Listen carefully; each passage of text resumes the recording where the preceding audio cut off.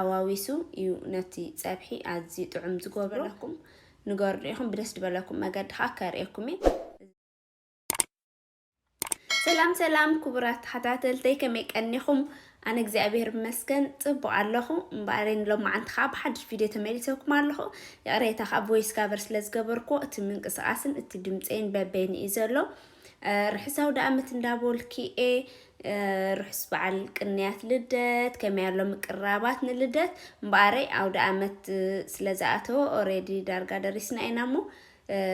ንዑ ዝኸውን ምቅራባት ክንገብር ከኣኒ ኣሕፅር ኣቢለ ፀብሒ ደርሆ ከመይ ዝኣመሰለ ጥዕምቲ ጌርና ብሓንሳብ ኮይና ክነዳሉ ኢና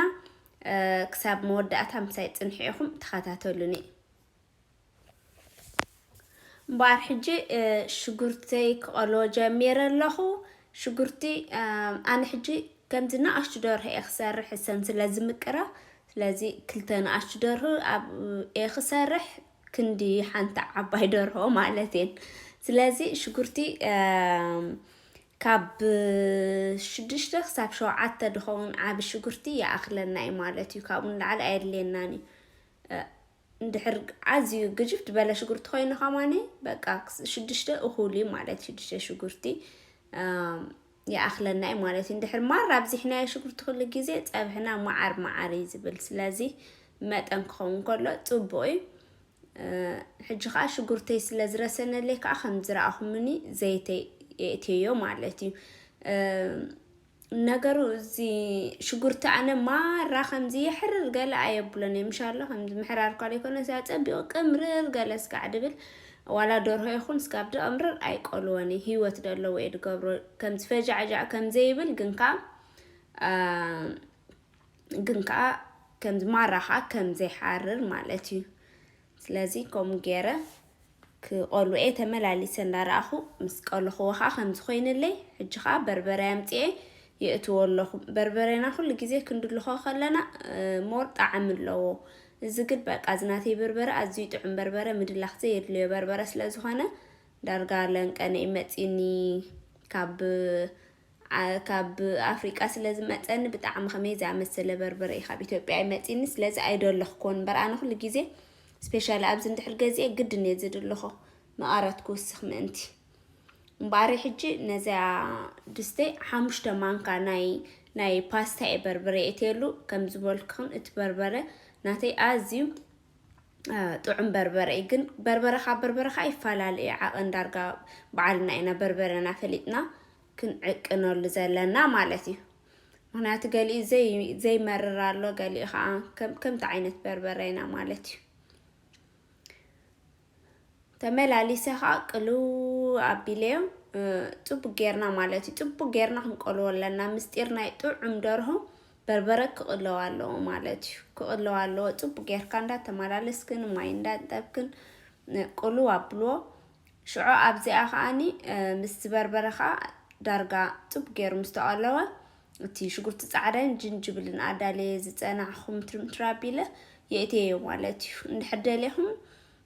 ከምዚ ኣፀቢቕኩም ክትጥሕንዎ ትኽእሉ ኢኹም ሽጉርቲ ፃዕዳ ኣነ ግን ብዙሓት ከምኡ ኢንተረስት ይኮንኩን ጥራሕ ፅፍፍ ኣቢልና ትፀብሒ ንስራሕ እዮ እምበር ወላ ሓንቲ ፀገም የብሉን ኣብ መወዳእታ ይጠፊ ማለት እዩ ፅቡቅ ጌርና እንዳቐለና ይምስከድና ኣብ መወዳእታ ኖርማል እዩ ዝመፅእ እንድሕር ከምዚ ክረአዩ እዩ ገለ ኢልኩም ሓሲብኩም ከዓ ከም ዝብለኩም ተድቅቕዎ ማለት እዩ እምበኣሪ በርበረይ ብደንቢ ፅቡቅ ገይሩ ካብ 45 ደቂቕ ካብ 4 ደቂቕ ክሳብ 45 ደቂቕ ፅቡቅ ጌርና ክንቆልዎ ኣለና ወሲድለይ ማለት እዩ ከምኡ እዩ ድወስደልና ብድሕሪኡ ሳልሳ የእትዮ ማለት እዩ ሳልሳ ከዓ ዳርጋ ሓደ ቢኬሪ ድኸውን ሳልሳ ተጠቂመ ኣነ ብዙሕ ግዜ ኣነ ክሰርሕ ከሎ ከምዚ ብዓይነይ እንደዚ ድዕቅን ግን ሕጂ ይነግረኩም ስለ ዘለኹ ዓቕኒ ይብል ኣለኹ ማለት እዩ እቲ ሳልሳ ይለቕለቕ ኣቢለ ከዓ የእትዎ ኣቢለ እቲ ቢኬሪ ይለቕለቕ ኣቢለ የእትዮ ማለት እዩ ኣብዚኣ ከዓኒ ሳልሳ ምስ ኣተወ ከዓ ፅቡቅ ጌርና ንቐልዎ ማለት እዩ ክሳብ ካብ 20 ደቂቕ ክሳብ ፍርቂ ሰዓት ዝኸውን ንቐልዎ ብድሕሪኡ ከም ዝረኣኹሞ ደርሆይ የእትዮ ማለት እዩ بدن بتبقى لمينة جرا خمت جبؤ حتب بابيلة يأتي مالتي حجها مسوخها خوها هدي كبسولة طبق غير مالتي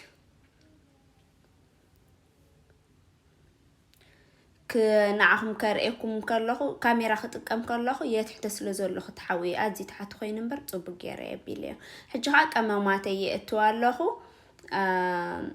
بربره ጸሊም ሓደ ማንካ ጣውላ ዝኸውን ተጠቂመ ከምኡን 7 ቀመማት ተጠቂመ ሓደ ማንካ ጨው በዓቀነይ እንድሕደሊኹም ኮረሪማ ክትቆም ትኽእሉ ማክን 7 ቀመማቱን ግን 7 ቀመማት ካ ኩሉ ስለ ዘለዎ ካ ዝበለጸ ማለት ይሃነኒ ዘብል ኣዚ ጥዑም ይድገብሮ ብጣዕም ፈትኑ ወይኹም ፈቲንኩም ዘይት ፈልጡ 7 ቀመማት ኣብ ደርሆ ኣብ ቀይሕ ፀብሒ ፈትኑ ወይኹም ትለውጡ ክትሪኡ ወይኹም ምስኡ ካ ጠስሜካ የእትዮ ማለት ኣነ ኩሉ ግዜ كمزي مرة علق زبالة زيتي أيفوتني بمتوني إذا تكم عمود أتختري ويهم دستي كمز مت تتابحي مالتي كمزي مرة دورهوس لزخونة ملء زيت قلير مش كمز خستيكي يكون برا حدا مرة بقى يبزحت زيتي تبقى يكون ولا نتعنانا ولا تريخ الله ما نكستي يكون بمتونه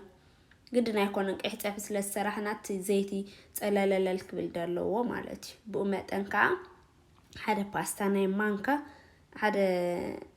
مانكا ناي باستا إيه تتأكيمة تأسب مالتي أخولي أب مود أتاها كم ستري ودر لكم دارهي كم زخوين اللي مالتي بقى زي ጽቡቅ ጌርካ መቕላው በርበረን ዓቐን ቀመማት ተሓዋዊሱ እዩ ነቲ ፀብሒ ኣዝዩ ጥዑም ዝገብሮ ዘይት ካ ዘይ ምብዛሕ ማለት ይራዩ በቃ ፋይናሊ ከምዚኣ ኮይናት እያ ፀብሒ ኣብ መወዳእታ ካ እንቋቑሖኩም ጌርኩም ጭድጭድ ኣቢልኩም ከኣኒ በቃ እንጀራም ጌርኩም ኣሙትዎ በዚኣ ካ እንጀራ ይኻስስ ኣለኹ ማለት እዩ እንጀራ ኻኒ እንድሕር ዘድለይኩም ኮይኑ ክሰርሕ ካርኤኩም ከኣ ኣክስታይ ግበርኒ ኮመንት ሃቡኒ ኢኹም ብላፋ ዲኹም ትደልዩ ብዘይ ላፋት ዲኹም ትደልዩ ደስ ድበለኩም ንገርዱ ኢኹም ብደስ ድበለኩም መገድ ካ ካርኤኩም እዚ ሰንኪቴ ዘለኹ ብዘይ ላፋ እዩ ስትሪዮ ደለኹም ከመይ ኣብ ሓፂር ግዜ ወላ ሰዓታት ናብ ሳምር ግዜ ፍላይ ወላ ሰዓታት ክንወፅኦ ንኽእሊና ብዘይ ለቢተ እዩ ካርኤኩም ይኽእል باركم براتين لو ما عندي هزلكم متزنا بركم فيديو خازي أنيرة فتحوا ما تكونوا تسفاي قبل نتعرفيتي خمو كومنت شير لايك سبسكرايب أي تحبوا أتبابعني